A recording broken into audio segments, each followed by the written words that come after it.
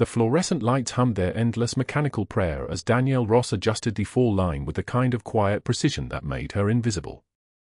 Room for 12. Seattle General. Norfolk. 6 in the morning, when the hospital belonged to people like her, the ones no one watched, the ones who moved through these corridors like ghosts in scrubs. Lieutenant Marcus Webb lay unconscious on the bed, his broad shoulders wrapped in white cotton, a training accident that had left him with a pneumothorax and a chest tube draining blood the color of rust.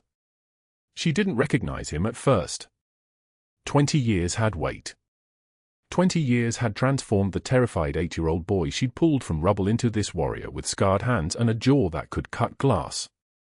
But when she reached for his jacket to hang it properly on the chair, her fingers caught on something sewn inside the lining. A patch. Faded. Desert tan. Crossed scalpels embroidered in gold thread. Her breath stopped. It was the same patch her surgical team had distributed before the Marja ambush in 2004. Before everything. Before the IED. Before Captain Webb never came home. Before an 8-year-old boy screamed in the rubble while mortars fell like rain and Danielle's hands that would later be called miraculous, though she never let anyone use that word, pulled him free. She didn't recognize the voice behind her. Nurse Ross. Dr. Ashford stood in the doorway, his white coat pristine as bone, his eyes narrowing as he watched her fingers trace the patch's embroidered edge. The way his gaze moved, from her hands to the jacket to her face, meant he saw something dangerous.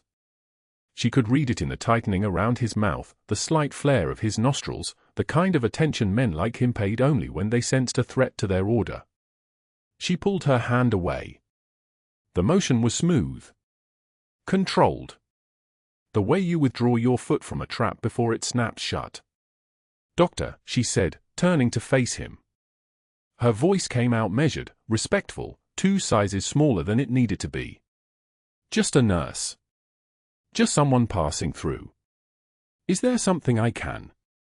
A word. In the hallway. It wasn't a request. It was a command delivered with the casual weight of someone accustomed to obedience. She hung the jacket anyway, slow enough that it didn't look like rushing, fast enough that it didn't look like defiance. The shrapnel lodged near her spine sent ice down her left leg as she moved, but old wound complaining in the way it always did when her heart rate climbed. She favored her right side without thinking about it anymore, 20 years of compensation, muscle memory that had become bone memory. The hallway was empty. Antiseptic and silence. The kind of quiet that happens in hospitals between the chaos, when the night shift is ending and the day shift hasn't begun. A siren wailed in the distance, growing closer, then fading. Emergency somewhere else. Someone else's trauma. "How long have you worked here?" Ashford asked. He wasn't looking at her. He was looking at something past her, the way men like him looked at women like her, through rather than at. 3 years next month, sir." "And your background?" "Your nursing credentials." "RN license, Virginia." "Trauma certification." "Advanced cardiac life support." "Pediatric emergency nursing." "Everything current and certified." She listed it like her inventory, facts without color, information without implication. She had learned long ago that the less you offered, the less they could weaponize. Ashford turned to face her then. His eyes were the color of a defaulted credit card. "You handled a patient's personal effects." "Without authorization." "I was hanging his jacket, sir. To prevent wrinkles and—" "That's not your job, Nurse Ross. Your job is the patient. Not their belongings. Not their history. Not anything beyond the scope of your assignment." Each word came down like a gavel. "Do you understand?" "Yes, sir." "Good." He turned to leave, then stopped. "And in the future, if Lieutenant Webb asks about his jacket or anything else outside the scope of your nursing duties, you refer him to me directly. No conversations. No familiarity. Is that clear?" "Clear, sir." She watched him walk away, his shoes clicking against the tile floor in a rhythm that sounded like a countdown. The door to room for 12 was still open. She could see the patch from where she stood, visible now because she was looking for it, the desert tan, crossed scalpels, the symbol of a surgical team that had saved 83 lives in 16 hours before the world ended. She didn't flinch. She didn't allow her breathing to change. She moved back into the room and adjusted the fall line again, though it didn't need adjusting. Her hands moved on their own, the way they always did when the weight of memory threatened to surface. Check the drip rate. Verify the tube position. Assess lung expansion on the chest X-ray clipped to the wall. The work was muscle memory, but it was also prayer. It was the only way she knew to hold herself together. Webb's eyes moved behind closed lids. REM sleep, or something deeper. Her fingers were steady as she checked his vitals, blood pressure 118/74, heart rate 82, O2 saturation 97% on the oxygen mask. Stable. Healing. The kind of patient outcomes that made this work bearable. But that wasn't the worst part. The worst part was that Ashford would now be watching her. The worst part was that she had touched something she wasn't supposed to recognize, revealed something she was supposed to keep buried, made herself visible in a hospital where invisibility was survival. The worst part was that somewhere in her memory an 8-year-old boy was screaming in rubble while mortars fell like rain, and now that boy was lying in a bed she was supposed to forget he occupied, wearing a patch that meant everything and nothing, and she had no idea what was about to walk through those doors. She needed to leave. Not permanently. Just for a moment. She clipped his chart back to the rail and moved into the hallway, where the fluorescent lights still hummed their mechanical prayer and no one was watching, and she could take a breath that didn't have to be controlled. The trauma alarm sounded 2 rooms down. Her body flinched before her mind caught up with it, old instinct, combat reflex, the way a body remembers danger even after 20 years of peace. She steadied herself against the wall, her fingers pressing into the cool painted surface, and didn't allow anyone to see her do it. 3 years at Seattle General. 3 years of moving through these corridors like a ghost, keeping warriors alive, never asking questions, never revealing anything. 3 years of a name badge turned backward and scrubs 2 sizes too large and a limp that everyone assumed came from bad luck instead of what it actually was, the cost of holding a field hospital together when everyone else was already dead. But that was before. Before the jacket. Before the patch. Before Dr. Ashford's eyes narrowed and she knew, with the kind of certainty that comes only from experience, that her invisibility was about to end. She straightened her scrubs and walked back toward room for 12. The trauma alarm continued its mechanical screaming in the distance. A gurney rolled past, pushed by EMTs moving with the controlled urgency of people who had seen worse. The monitors beeped their individual rhythms, out of sync with each other, creating a kind of medical white noise that had become, over 3 years, almost comforting. Webb's chest rose and fell in the slow rhythm of medicated sleep. She adjusted his position slightly, checking for any sign of respiratory distress. The chest tube was draining properly. His body was healing. In a week, maybe 2, he would wake up completely and ask questions she wasn't supposed to answer and eventually realize that the woman checking his vitals had saved his father's life in a place that didn't exist on any map. She didn't know yet that Ashford had already made his first phone call. She didn't know that he had already begun the systematic work of isolating her, reassigning her shifts, restricting her access to trauma cases. She didn't know that his voice, when he spoke to the nursing director, carried the weight of a man protecting something precious, his authority, his control, his ability to be the most important person in any room. But her hands did. Her hands knew something was coming. They trembled slightly as she checked the 4 drip rate one final time, and she pressed them flat against her thighs until they steadied, until she could breathe without making a sound, until she was invisible again. The fluorescent lights hummed. The monitors beeped. The hospital woke up slowly around her, staff arriving for the day's shift, the night crew preparing handoff reports, the endless machinery of healing and dying continuing its choreography. And in room for 12, Lieutenant Marcus Webb slept without knowing that the nurse adjusting his for line was the same woman who had held him in her arms 20 years ago while his world burned. The fluorescent lights cast their clinical glare across room for 12 as Dr. Ashford appeared in the doorway at exactly 1400, his white coat flaring like a cape behind him. Sarah Webb stood beside the hospital bed, her hand resting on her husband's shoulder, and their teenage daughter Emma occupied the visitor's chair, scrolling through her phone with the particular apathy of adolescence. Danielle had finished checking Marcus Webb's for line, her fingers lingering one moment too long on the faded unit patch visible inside his jacket collar, the one her own squad had sewn there 2 decades ago in a place that no longer existed on any official map, when Ashford's voice carved through the room like a surgical instrument. "I apologize for Nurse Ross's inappropriate behavior." His tone suggested he was apologizing for far more than her presence. "She was handling your husband's personal belongings without authorization. That's a serious breach of protocol." Danielle stood 10 feet away at the nurse's station, her pen frozen above Webb's chart. The fluorescent bulb directly above her head buzzed with that particular frequency that made your teeth ache. She didn't look up. She didn't need to. She could feel Sarah's confusion radiating like heat. The woman had watched Danielle adjust her husband's blankets with the precision of someone who'd done this 1,000 times, who knew which medicines went in which lines, who understood the architecture of trauma the way other people understood languages. Some nurses form inappropriate emotional attachments to patients. Ashford's voice climbed louder, pitched now for the hallway, for the staff who were beginning to slow their movements, their ears tilting toward the drama unfolding like flowers toward sunlight.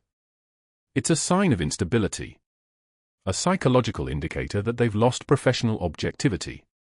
The words landed the way they were designed to land, in front of Webb's family, in front of the unit, in front of anyone who might wonder later why this particular nurse was being questioned. Danielle set her pen down. Not slowly. Not dramatically. Just down. She took one measured breath, the kind of breath she'd learned to take in a field hospital in Helmand Province when a soldier's femoral artery was severing faster than she could clamp it, when panic was a luxury no one could afford. A single tear escaped. Not because of Ashford's words, she'd heard far worse from far more dangerous people. But because Sarah Webb was looking at her with dawning realization, because Emma was looking up from her phone with the sharp perception of teenagers who could sense when an adult's world was collapsing, because the unit patch in Marcus Webb's jacket represented 18 years of silence about who she really was, and that silence was about to cost her everything. She wiped the tear away without breaking eye contact with Ashford. Her voice, when it came, was soft enough that people had to stop moving to hear it. "I was ensuring his belongings were secure, Doctor. Nothing more. Is that right?" Not a question. A dismissal. "Well, Major, Nurse Ross, perhaps we should discuss your fitness for this unit in a more formal setting." The rank had slipped out. Not accidentally. Never accidentally with Ashford. He'd done just enough digging, asked just the right questions, pulled just the right strings. Danielle felt the moment crystallize, the instant when a man who didn't know who he was threatening realized he might have made a terrible mistake. His eyes had widened almost imperceptibly.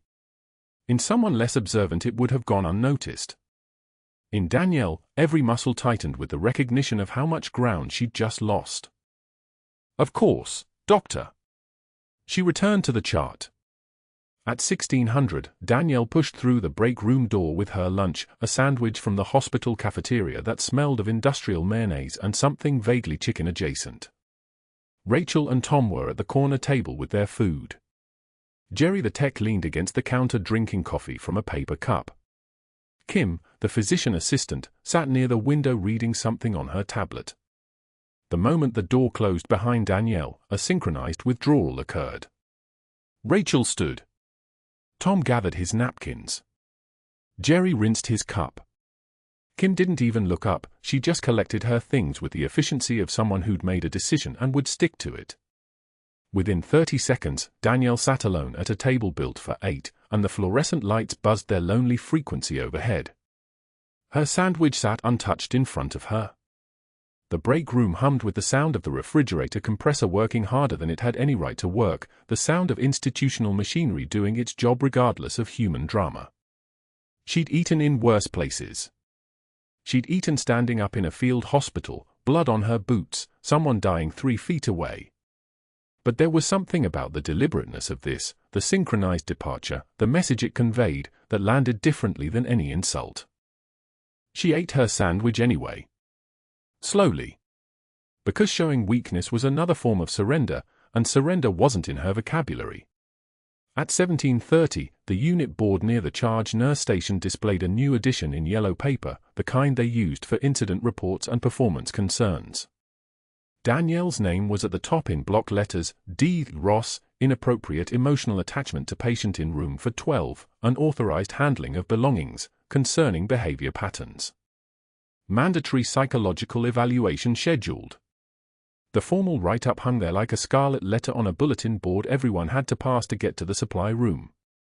Dr. Ashford stood beside it as the shift change brought 20 staff members filtering past, each one pausing, some obviously, some pretending not to read the words about her. His voice carried that particular tone of false concern that was somehow more damaging than outright cruelty. Some people just aren't cut out for the pressure of military cases, he said to no one in particular and everyone in general. Maybe she should consider pediatrics. Or retail. Less stressful environments. A few people looked at her. Most didn't. Most had already made their calculations about whether knowing her was worth the professional risk. Danielle walked up to read her own humiliation. Her limp was more pronounced after 8 hours on her feet. The shrapnel lodged near her spine had a way of reminding her of its presence at the worst possible moments, a dull ache that bloomed into something sharper when she was exhausted. She took one measured breath, the same breath she'd taken before inserting central lines in the dark, before performing field thoracotomies by starlight, before telling mothers their sons weren't coming home. One tear escaped. She wiped it without breaking his gaze. Her voice emerged quiet, lethal, the voice of someone who'd already survived the worst that the world could do. I've handled more pressure than you'll ever comprehend, Doctor. The room didn't go silent. The room had already been silent. But something shifted in that silence, a recognition, maybe, in people who were observant enough to notice it. Emma Webb, who'd been walking past with her mother, paused. Sarah Webb's hand found her daughter's shoulder. Even Ashford's expression flickered for a fraction of a second, uncertainty crossing his face like a shadow, before his institutional authority reasserted itself. The nursing director pulled Danielle into an office at 1800. The woman's name was Patricia Chen, and she was good at her job, which meant she was about to deliver a decision that had already been made. Ashford has filed a formal concern about your mental stability, she said, and the way she said it suggested she believed neither the concern nor the decision but was bound by protocols that didn't care what individuals believed. He's recommending you be removed from military patient care pending a psychological evaluation. I'm going to recommend the same. Danielle sat in the plastic chair, the uncomfortable kind, deliberately uncomfortable, because hospitals understood that comfort and judgment didn't go together. I understand. Do you? Patricia looked at her with something that might have been pity. Because this looks like a man with a grudge who's found a way to weaponize institutional process. That's a generous interpretation. It's the only one I have. Patricia closed the file. But my generosity doesn't override policy. You'll need to contact occupational health before your next shift. The clock on the office wall read 1843 when Danielle stepped back into the hallway. Her shift didn't end until 2300. She had 4 hours and 17 minutes to pretend nothing had fundamentally changed, to function within a system designed to destroy her, to watch Dr. Ashford move through the unit like he'd already won. She checked on her other patients first, the methodical work of someone trained to prioritize triage even in the face of personal catastrophe. Room for 08 needed pain medication. Room for 11 needed labs ordered. Room for 14 needed someone to hold her hand while she cried about her biopsy results. Danielle did these things with the same steady presence she'd brought to every patient she'd ever touched, which was the thing about being a nurse, you didn't get to take a day off from caring just because someone had decided you were unfit to care. It was 2100 when she pulled up Webb's chart for her final check before the night shift took over. New orders appeared in his file, orders that sent ice through her veins with the efficiency of a bolus injection. His chest tube output monitoring had been reduced from hourly assessments to every 4 hours.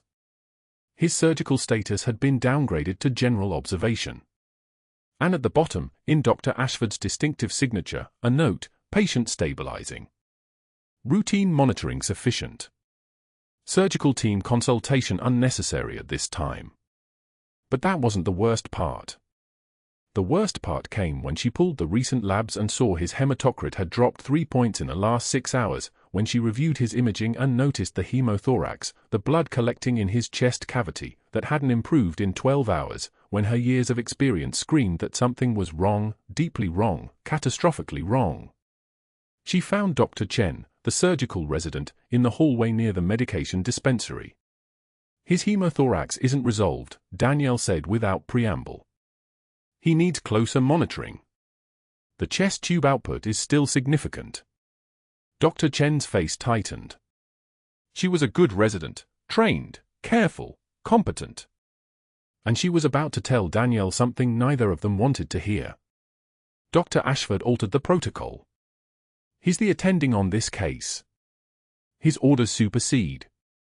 His orders are endangering the patient. I know. Chen looked at her with genuine distress. But if I override him, he'll pull me from the rotation. And I have 3 more months here before I match into fellowship. Danielle understood. She'd been in enough hierarchies to know that survival sometimes meant watching someone drown while you stayed on shore. Document it, she said. Put it in the chart. Make it official. At 2300, Danielle reviewed the on-call schedule, and her stomach performed a chemical turnover that no amount of professional training could have prevented. The overnight surgical team had been systematically reassigned. The thoracic surgeon who'd placed Webb's original chest tube, a skilled trauma specialist named Holloway, had been mysteriously removed from the on-call rotation and replaced by a general medicine resident. The trauma attending had been swapped for Dr. Ashford himself, making him the sole responder for any emergencies on the unit. She tried calling the charge nurse. Voicemail. She tried the nursing supervisor. No answer. She documented her clinical concerns in Webb's chart in language so precise, so technically specific that even Ashford couldn't claim she was being emotional. Patient hemothorax with persistent output, hematocrit decline, concerning vital signs trend. Recommend continued Q1H monitoring and surgical re-evaluation. When she refreshed the screen at 2347, her notes had been deleted. In their place, a single line from Dr. Ashford, nurse paranoia, disregard per attending physician. The hospital was moving into that particular quiet that belonged only to late night, when the visiting hours had ended and most of the daytime staff had departed, when the building belonged to the night shift and the machines. Danielle walked past room for 12 at 0215, and the sound that met her ears was the one her training had taught her to fear above all others. Webb's breathing had changed from the steady rhythm of sedation to something shallow and rapid, the sound of a man drowning on dry land. She stood in the doorway. The hallway was empty. Down the corridor, Dr. Ashford's office light glowed yellow and deliberate. She slipped inside room for 12. The chart updated at 2100 hours and Danielle's hands went cold reading it. Webb surgical monitoring orders had been downgraded. General observation ward. The notation read clean, administrative, the kind of paperwork that slipped through during shift change when no one was paying attention. But attention was exactly what Danielle had been trained to pay. She traced the signature line. Dr. Ashford's initials sat alone at the bottom, no surgical consent, no attending approval. The chest tube that should have been monitored hourly was now listed for 4-hour checks. A reasonable interval for stable patients.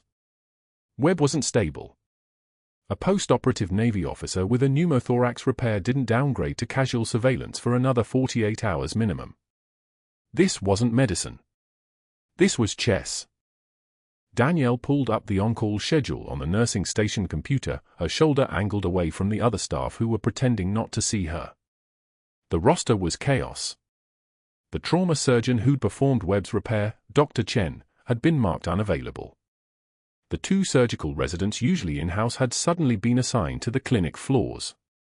And the anesthesiologist on standby for emergency airways was listed as off-duty with a notation that Ashford was covering all trauma escalations personally. One doctor. One surgeon. One person who wanted her isolated and helpless when something went wrong. Because something was going to go wrong. Not might.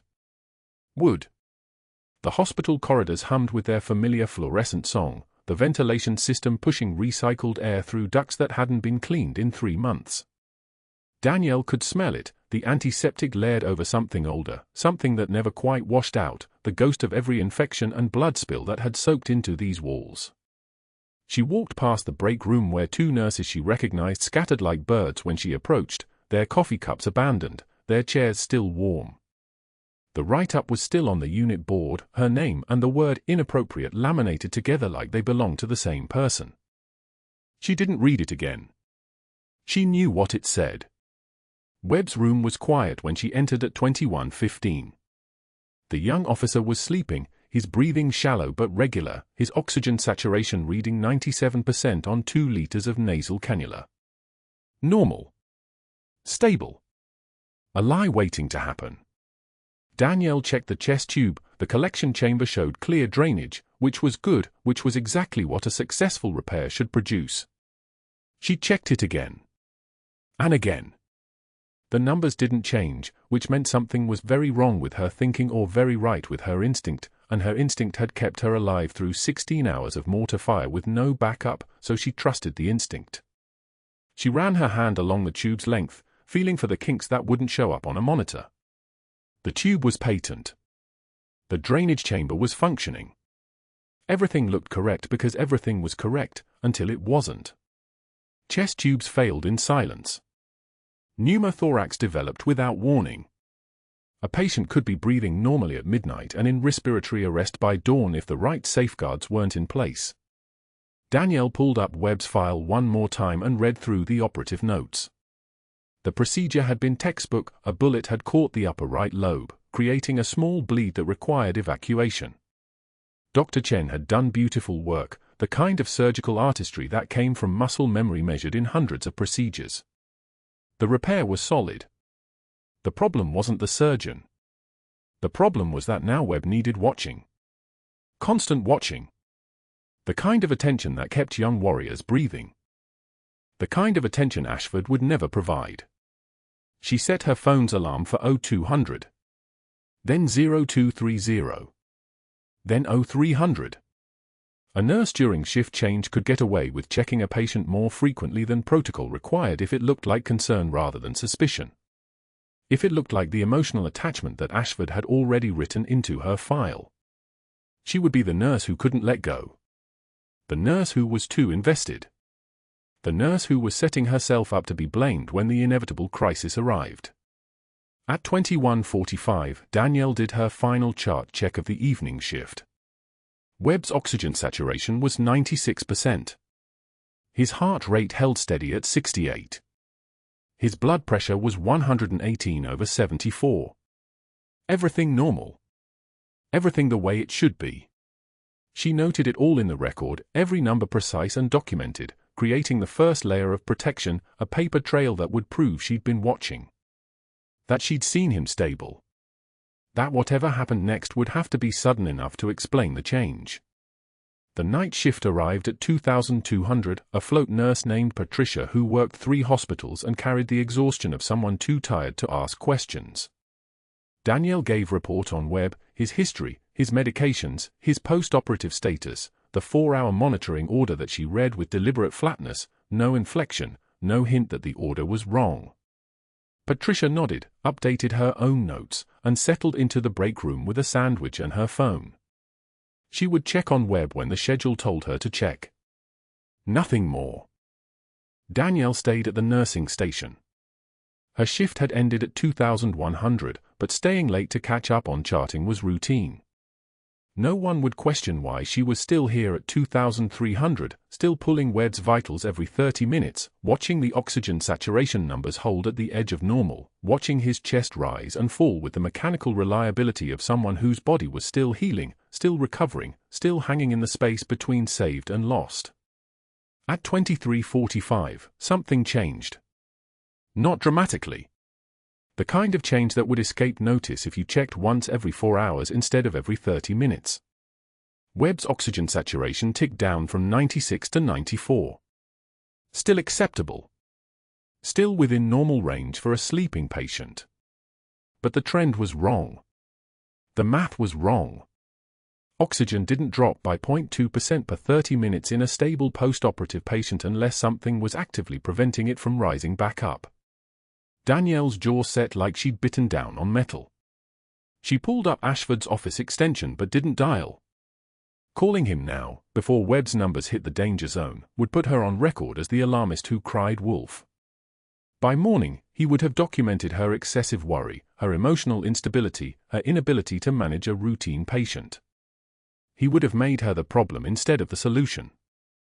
So she waited. She sat with her hand steady as surgical steel and watched the numbers change. 94 to 93 to 92. The trend line on the monitor began its slow downward crawl like a plane losing altitude, everyone on board still oblivious to the problem, everyone thinking everything was fine until the moment it wasn't. At 0010, she did another physical assessment. Webb's chest rise was less pronounced than before. The retractions were starting, his intercostal spaces pulling inward as his lungs worked harder to pull air through failing pathways.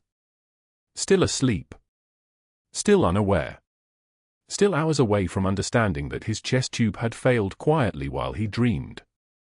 The question crystallized in her mind with the precision of a targeting laser: what would Dr. Ashford do when the alarm started screaming? He would respond. He would arrive with his credentials and his authority and his predatory smile, and he would find a patient in respiratory distress and a nurse in panic. He would control the narrative. He would own the crisis. He would spend the next hours documenting how this emotionally unstable float nurse had failed to maintain proper surveillance, how her breakdown over a patient's identity had compromised her judgment, how Webb's deterioration was inevitable given her inability to function under pressure. No one would question it. The paperwork was already in place. The story was already written. But that wasn't the worst part. The worst part was that Webb would die because Danielle's hands were tied by a system designed to protect a man in a white coat instead of protecting the patient he'd sworn to serve.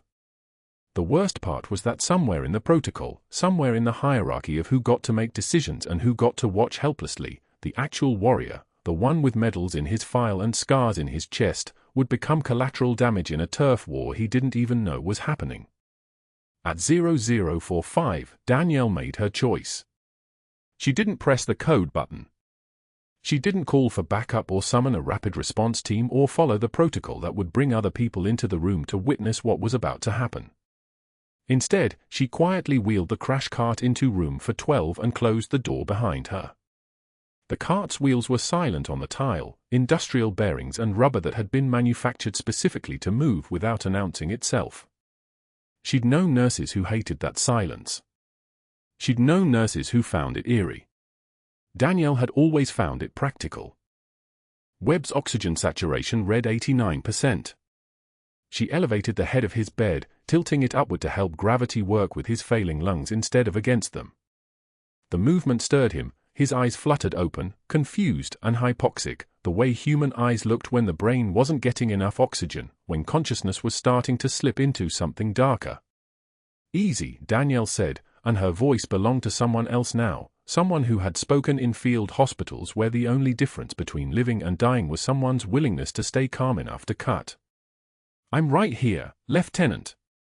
Webb's pupils dilated as he tried to focus on her face. His breathing came in shallow gasps, his chest cavity working like a bellows with a hole in it, pushing air out faster than it could pull air in. She checked his chest tube by touch, the tubing that should have been draining the space around his lung, preventing his lung from collapsing back against itself. Patent. Clear. Functioning. But the drainage had stopped. "Your chest tube failed," Danielle said, her hands already moving, already reaching for the supplies. "I'm going to fix it, but I need you to stay quiet." "Nod if you understand." Webb nodded, his eyes widening as the reality of the situation surfaced through the fog of hypoxia. She paged the surgical team. No response. Paged again. The silence that came back had the weight of intention.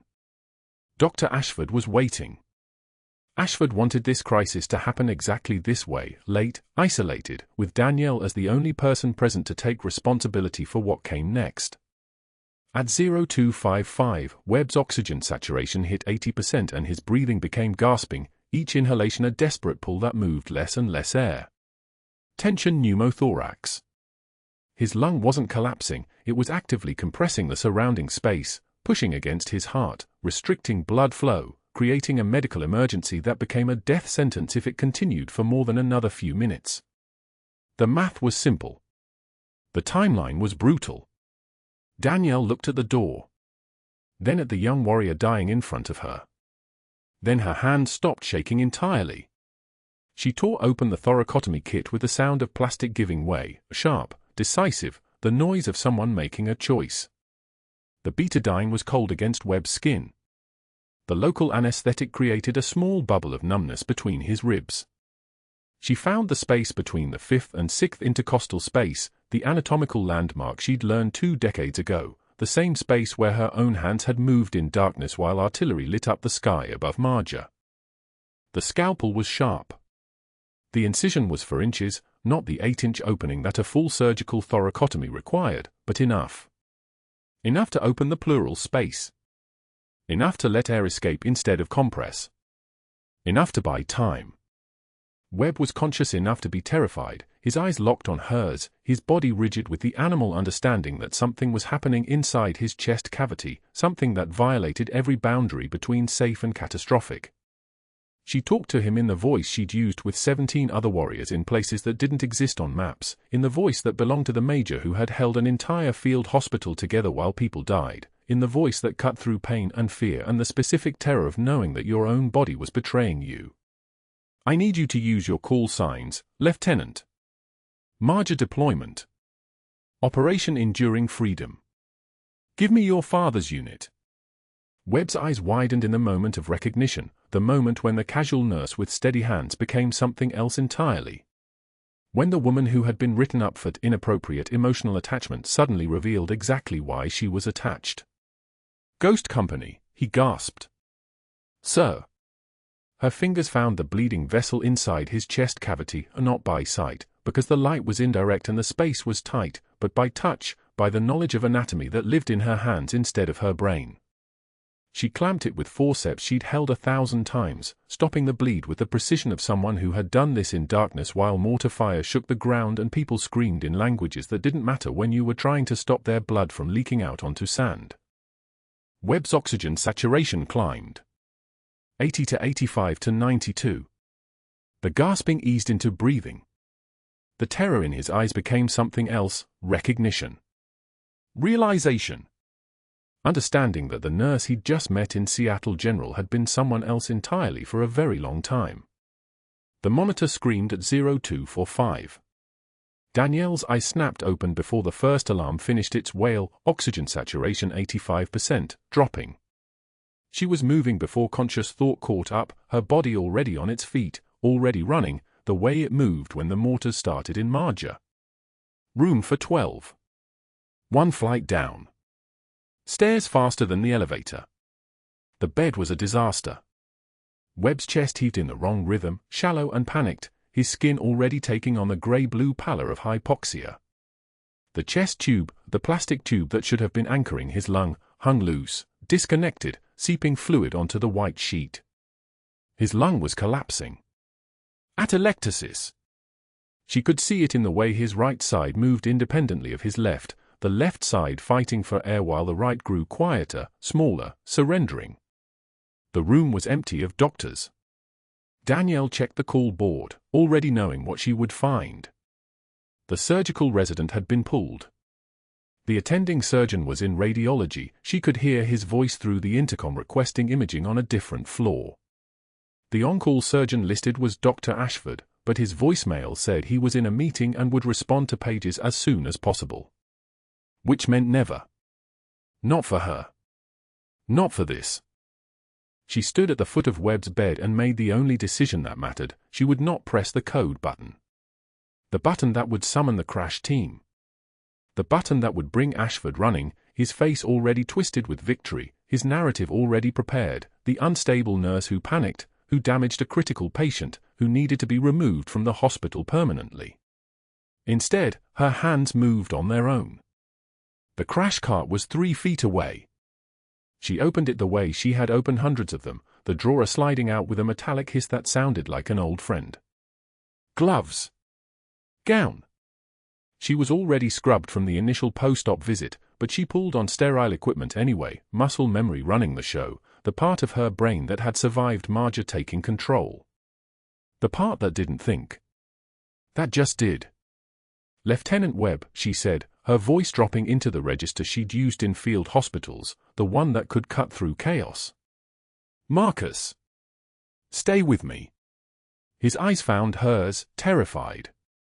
Do you remember the call sign? She asked, opening the sterile field with one hand while drawing up medication with the other.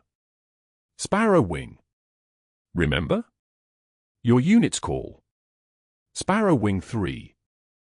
I? His breath came in gasps. I can't. Yes, you can. Sparrow Wing 3, standing by. She found the 14-gauge needle, the one that would go between his ribs, the second intercostal space, midclavicular line. Anatomy was the same in Norfolk as it was in Marja.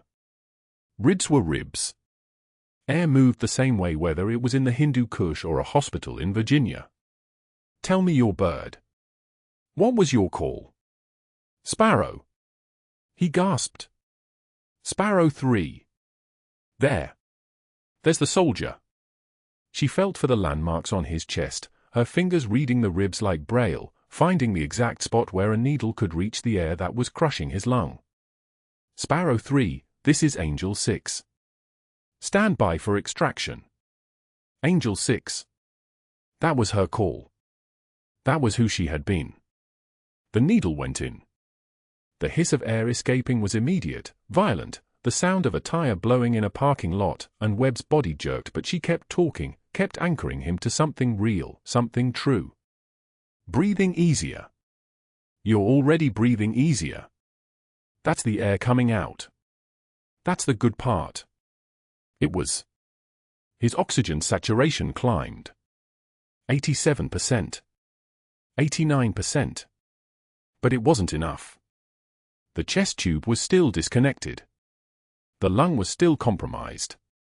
She would need to open him completely, to see inside, to find the bleeders by hand and tie them off before he bled out internally. She reached for the scalpel.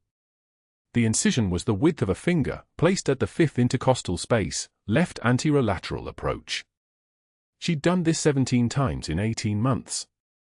She'd done this in darkness, in rain, with mortar fire shaking the surgical tent.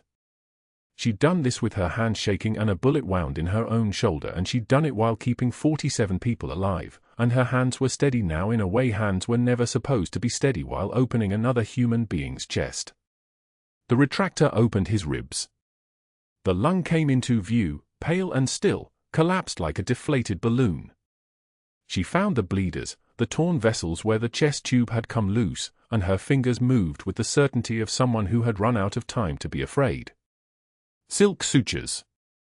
3-0, she tied them off with movements that looked almost gentle, almost surgical, almost like this was something that belonged in a hospital and not something that belonged to another life.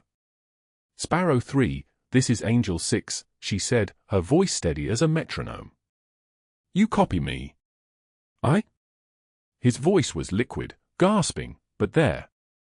I copy, Angel 6. Lung reinflation initiated. Stay with me.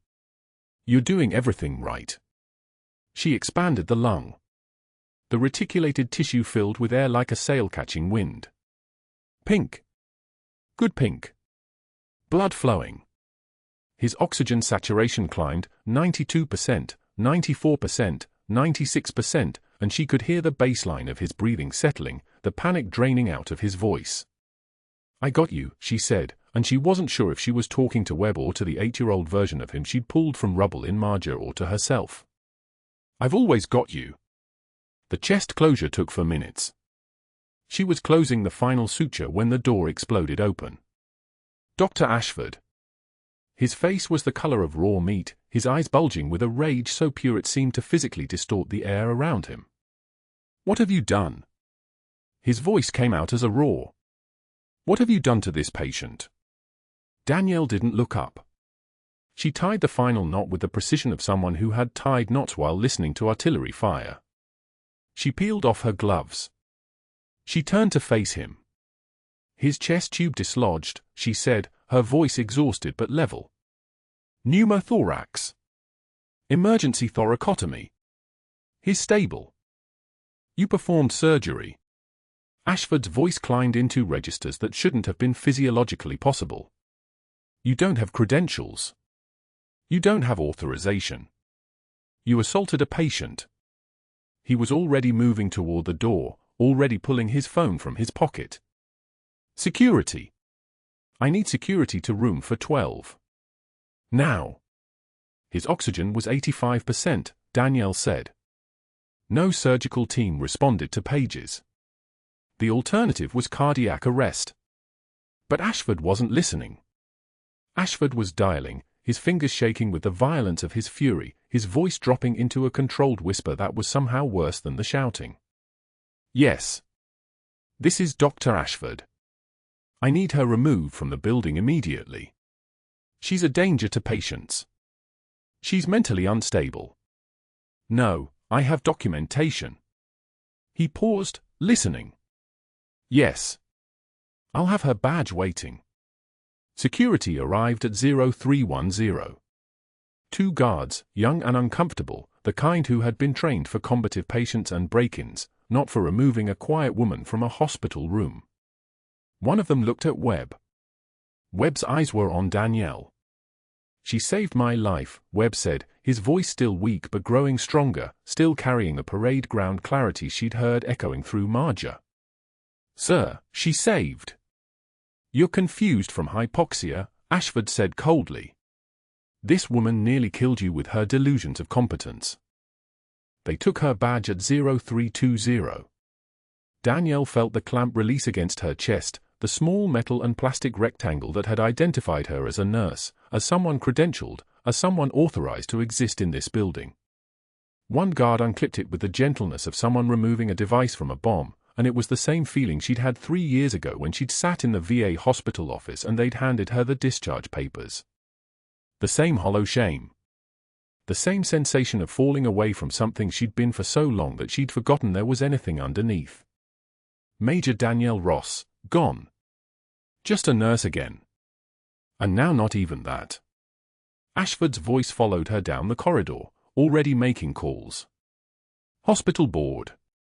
Yes, I'm documenting a case of unauthorized practice. She's a significant liability."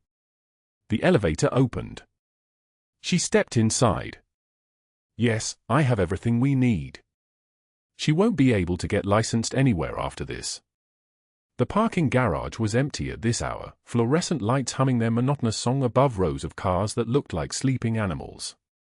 Hers was at the far end, her old Honda Civic, the one thing she owned outright because she didn't own anything else. She slid into the driver's seat and gripped the steering wheel at 9 and 3, the way she'd been taught, the way all soldiers were taught. Her hands were shaking. They wouldn't stop. She sat there, forehead pressed against the steering wheel, and waited for the trembling to pass. It didn't. The key hung from the ignition, waiting to be turned. The engine would start. The car would drive. She would go home to the apartment with the one chair and the second-hand bed and the silence that had become her natural state. But her hands wouldn't work. She sat there at 0340, the parking garage spreading out above her like the ceiling of some concrete cathedral, and closed her eyes. The fluorescent lights pressed against her eyelids.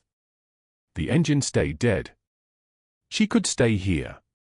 She could just stay here until the sun came up and the day shift arrived and someone found her, and then there would be questions, and then there would be the next thing, whatever that was. Time moved strangely in the dark. She could have been there for 10 minutes or an hour. The mind stops tracking duration when it's no longer invested in the future. She just sat, breathing, listening to the sound of her own heartbeat, the way she'd listened to so many other heartbeats stop. Then the light came. The light came like a wall. Danielle's eyes snapped open at the sound of diesel engines, the parking garage suddenly flooded with the white-hot glare of headlights. 3 black Suburbans rolled through the concrete corridor in perfect formation, their presence so absolute that the fluorescent lights overhead seemed to dim by comparison. She lifted her head from the steering wheel, hand still trembling, not from fear, she told herself, but from the restraint of sitting still for 5 hours while her career burned to ash somewhere above her head. The vehicle stopped 20 yards from her Honda. Boots hit pavement in unison. A Marine colonel emerged from the lead vehicle, his dress blue so crisp they looked weaponized, his face carved from the kind of authority that didn't need to raise its voice. He stepped forward, and when he spoke, his words echoed off the garage walls like a command that had already been obeyed before it was given. Major Danielle Ross. Identify yourself. Not a request. A summons. Danielle's hand moved to the door handle before her brain caught up to what was happening. The colonel's eyes locked onto hers across the distance, cold, measuring, the gaze of someone accustomed to finding answers in the smallest details. His uniform bore insignia that meant wars, decisions, the weight of command structures most people never even knew existed. And he was looking for her. The back door of the middle Suburban opened. Marcus Webb emerged on a hospital gurney, conscious now, his upper body wrapped in fresh gauze that bloomed red at the thoracotomy site. His eyes found her immediately, locked onto her with the recognition of someone who had just been pulled back from a place most men never return from. When he saw her standing beside her car in scrubs that still carried his blood, his voice cut through the garage with the clarity of military bearing. Major. Permission to speak. Every nurse who had turned away from Danielle in the break room, every colleague who had suddenly developed urgent business elsewhere when she entered a room, they were all watching from the lobby windows now, their faces frozen in expressions that shifted from confusion to something dangerously close to shame. The colonel approached Danielle with the methodical precision of someone who'd walked across minefields and lived. He handed her a folder, manila and thick, stamped with security classification she hadn't seen since the day they'd medically discharged her 3 years ago. Your file, Major. 20 years of service record. The kind of service that doesn't make it into official histories. Her hands took the folder without her permission, muscle memory overriding shock. The weight of it felt like the weight of a life that had been buried, classified, reduced to redacted paragraphs and blacked-out names. Combat zones that didn't appear on maps. Casualty numbers that had to be reported in whispers. A surgical skill set developed in the worst places on Earth, where the difference between life and death was the steadiness of hands and the clarity of thinking under fire. Major Ross. A new voice. A Navy SEAL team leader stepped forward, his voice calibrated to carry across the entire garage, deliberately ensuring that every person watching from the hospital doors could hear every word. 2 silver stars for tactical medicine under fire. 3 bronze stars with valor for surgical intervention in active combat zones. And a Navy Cross. He paused, letting that final medal hang in the air like a challenge to everything Ashford had tried to erase. For Marja. For holding a field hospital alone for 16 hours after your entire team was killed. Your hands kept 43 soldiers alive when you had no backup, no supply lines, and nothing but a combat knife and the kind of courage that gets written into briefings and then classified for 20 years. The IT director stepped forward next, Paul Chen, a balding man in his 50s wearing an Army veteran cap, his movements carrying the particular economy of motion that marked a man who'd worn a uniform and understood what it meant. He held a hard drive like it was a live round. I saved every frame, sir. Every security clip Dr. Ashford tried to delete this morning. His voice carried the steady certainty of someone who'd spent 20 years in signals intelligence. 0245 hours, Dr. Ashford alters Lieutenant Webb's monitoring protocol, reduces critical observation intervals to create gaps. Midnight, he deletes Nurse Ross's medical concerns from the patient chart. 0200 hours, he adjusts alarm thresholds in room for 12. And the phone logs, 6 calls to his contact at the State Licensing Bureau, all before any formal investigation even existed. All attempting to bury her career before she could tell anyone what she saw. An FBI agent took the drive with the precision of someone handling evidence in a case that was already decided. The second file she produced made the gathered staff go silent, 3 previous patient deaths on Ashford's watch. 3 families told their loved ones had died due to nursing errors. 3 nurses transferred or fired before any real investigation could take place. The pattern was as clear as blood spatter on a wall. The Colonel's eyes hardened. "Where is Dr. Ashford?" The silence lasted exactly 3 seconds. Then movement, security officers appearing, the CEO of Seattle General arriving with lawyers whose faces were already calculating liability, the hierarchy of the hospital reorganizing itself in real time as everyone understood that they were standing at the moment the institutional protection ended. Ashford appeared from the lobby doors, his face the color of someone watching the ground open beneath him. He opened his mouth once. His lips moved. Nothing came out. "I violated protocol." Marcus Webb lifted his hospital gown, revealing the fresh thoracotomy incision, the scar tissue already beginning to form where Danielle's hands had saved his life. "She gave me the same scar my father has, doctor. From the same surgeon. When I was 8 years old, in a place called Marja, she operated on me with a combat knife because that's all she had. My father made sure I understood what that meant. What she meant. He called her the Angel of Marja before he died." His wife Sarah stepped through the garage doors, and when she spoke, her voice carried the weight of family history, that patch in his jacket. "The one you said was inappropriate emotional attachment. That patch came from my father-in-law's unit. The unit she saved." He talked about Major Ross for the rest of his life. He said she was the reason any of them came home at all. Ashford's phone rang. The FBI agent lifted it from his hand before he could move. "You won't need that anymore, doctor." The voice was courteous, which made it infinitely more terrifying. "The State Licensing Bureau Director is also speaking with us about his relationship with you. Seems he has a lot of questions about how often you called." They walked him away, not roughly, but with the kind of certainty that meant there was nowhere to go, nothing to say, no institutional power left to hide behind. The nursing staff who had orchestrated their silence in the break room, who had made themselves unavailable when Danielle needed them, now stood watching with expressions that ranged from shame to something approaching awe. The nursing director approached, stammering, but Danielle was exhausted in a way that transcended the physical. She'd been exhausted like this in Marja, after 16 hours in a field hospital with blood under her fingernails and 3 soldiers already dead and the medical supplies running out. She just nodded once and asked if she could go home. The question was a kindness, it gave the director somewhere to hide from the answer.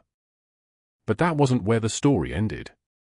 2 years later, Marcus Webb walked through Seattle General holding his daughter Emma's hand.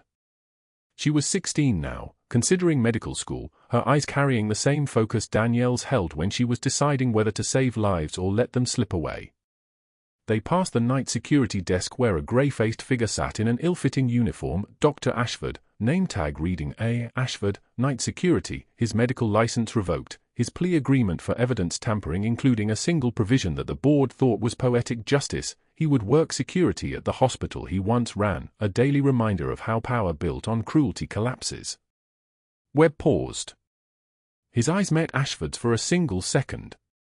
Then he snapped to attention and delivered a crisp military salute, not toward Ashford, but toward the parking garage beyond the glass doors.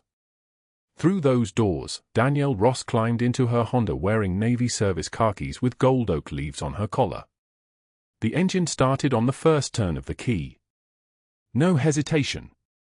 No grinding of reluctant machinery. Just forward motion, the way it should be. She was heading the VA's battlefield medicine training program now, teaching the next generation of combat surgeons how to think like she thought, not just with knowledge, but with the kind of clarity that came from having already survived the worst. Twice a month she lectured at Seattle General on trauma protocols, her presence in the hospital a reminder of what happened when you tried to bury someone whose actual job was keeping people alive. Webb's daughter asked why he'd saluted, and he kept his eyes on Danielle's taillights as they disappeared into Norfolk traffic, because rank is temporary, Emma. But some people are born to lead, whether they wear the uniform or not. Whether anyone lets them or not. Paul Chen caught them in the lobby. The IT director, the man who'd preserved evidence when it mattered most, still carrying his Bronze Star quiet in his chest like a secret. "Your father's unit badge is in the hospital museum now," he said. "Right next to Major Ross's Navy Cross citation. Right where everyone can see them." That night, Danielle spoke to a room of medical residents about combat surgery, about the decision matrix, about how pain is data, about the clarity that comes when everything else has burned away and all that's left is the work. When she finished, she ended with the words that had become her signature, spoken with the kind of authority that couldn't be given or taken: "Power is not a title. Power is the ability to help." 3 nurses stood to applaud. The same 3 who had abandoned her in the break room, who had chosen silence over solidarity. Danielle met their eyes once, held the moment, then nodded. Forgiveness was something she understood. She'd been holding it in her hands for 20 years. The limp was still there. The shrapnel near her spine would never leave. But she didn't make herself small anymore. She climbed into her car and drove toward tomorrow with the kind of certainty that only comes from knowing exactly who you are. If you've ever been underestimated by someone who didn't know your history, if you've ever had to choose between staying silent and speaking truth when speaking meant losing everything, subscribe to this channel. Like this video. Comment, what would you have done in Danielle's position? Because the real heroes are often the ones nobody recognizes until the moment they save everything that matters.